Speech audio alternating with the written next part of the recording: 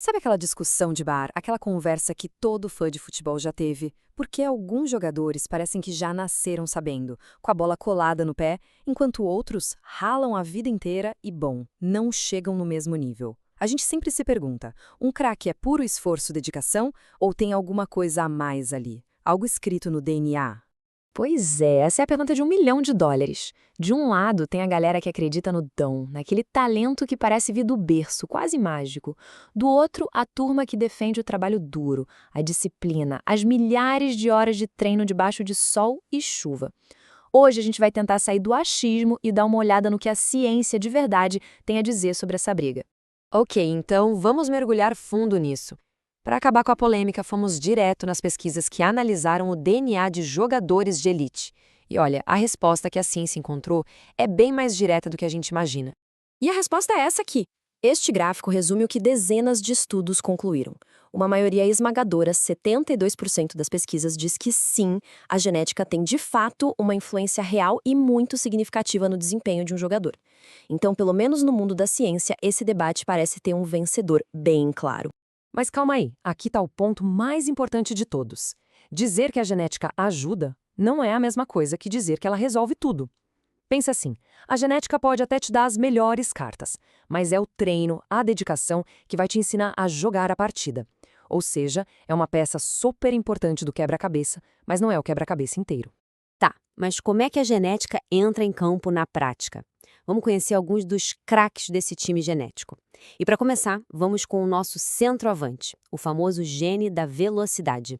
O nome dele é ACTN3. Pensa nesse gene como se fosse o preparador físico do nosso corpo, especializado em explosão muscular. Ele é responsável por uma proteína que trabalha direto nas fibras de contração rápida. Sabe aquelas que a gente usa para dar um pique, para pular mais alto que o zagueiro ou para soltar uma bomba no chute? Então, é esse gene que está por trás desses momentos de pura explosão no jogo. E o mais interessante é que o ACTN3 tem, duas versões. Uma a gente pode chamar de versão potência, que é super comum em velocistas, em atletas de explosão, e a outra é a versão resistência, que, como o nome já diz, está mais ligada a quem precisa de fôlego, de aguentar o tranco. E um jogador pode ter uma, a outra ou até uma mistura das duas. E olha que legal, essa diferença não fica só na teoria não, ela aparece nos testes para valer. Esse gráfico aqui mostra isso de um jeito brilhante. Jogadores com a versão potência do gene, de forma consistente, mostram muito mais força nas pernas do que a galera que tem a versão resistência. O que está no DNA se traduz em força que a gente pode medir. É impressionante. Isso se reflete até na tática dentro de campo. As pesquisas mostram que os genes de potência, tipo essa versão mais explosiva do ACTN3, aparecem com muito mais frequência em atacantes e zagueiros. Já os meio-campistas, que correm o campo todo e precisam de mais fôlego, costumam ter um perfil genético mais equilibrado. É quase como se a genética já desse uma dica para o técnico na hora de escalar o time. Mas é claro que um único gene não faz um craque. Ser um atleta de elite é algo muito, mas muito mais complexo. Então vamos para o próximo passo e entender como a combinação de vários genes é que cria o perfil de um atleta de ponta. O ACTN3 pode até ser o capitão desse time, mas ele não joga sozinho, de jeito nenhum. Tem vários outros genes importantes na escalação. Tem o ACE, que ajuda na força e na resistência, o PPAR, que otimiza o uso de energia do corpo, o NOS3, que melhora o fluxo de sangue para os músculos. O desempenho de um atleta é o resultado do trabalho em equipe de todos eles. E para organizar toda essa informação, os pesquisadores criaram o tal do score genético total. Basicamente, eles analisam um conjunto desses genes que favorecem a força e a potência e criam uma pontuação, quase como uma nota. É uma tentativa de medir em números o potencial atlético que um jogador já traz de fábrica, escrito no DNA. E aí, qual é o poder dessa nota genética? Bom, em estudos com jogadores profissionais, essa pontuação conseguiu explicar essa porcentagem aqui da variação no desempenho físico. 26%.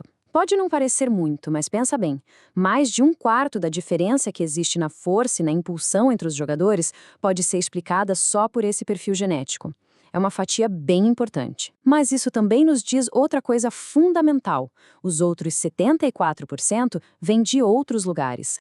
O que nos traz de volta para a grande final dessa disputa. Se a genética explica uma parte da história, o que compõe todo o resto? Vamos ver o placar final dessa nossa análise. Uma forma muito boa de entender isso é pensar no DNA como se fosse a tela de criação de personagem de um videogame, sabe? A genética define seus atributos base. Qual o seu potencial máximo de velocidade, de força, de resistência? Ela te dá o ponto de partida. Só que ter os melhores atributos não garante a vitória no jogo. A vitória vem de todo o resto, tudo aquilo que o DNA não controla. As horas e horas de treino para aprimorar a técnica, a nutrição correta, a recuperação do corpo, a força mental para aguentar a pressão, a inteligência para ler o jogo e, claro, a oportunidade de estar no lugar certo, na hora certa. Então, o veredito final é esse. A genética pode te dar um belo empurrão inicial, uma vantagem na largada sim. Mas a maratona para se tornar um campeão, essa é vencida com muito trabalho duro, com estratégia e com uma paixão que nenhum código genético consegue explicar. E para fechar, fica aqui uma reflexão. Se fosse possível fazer um teste genético hoje e descobrir o próprio potencial para esporte, seria uma boa? Saber que existe uma predisposição para velocidade, por exemplo, daria mais motivação? Ou desanimaria se o resultado não fosse o esperado?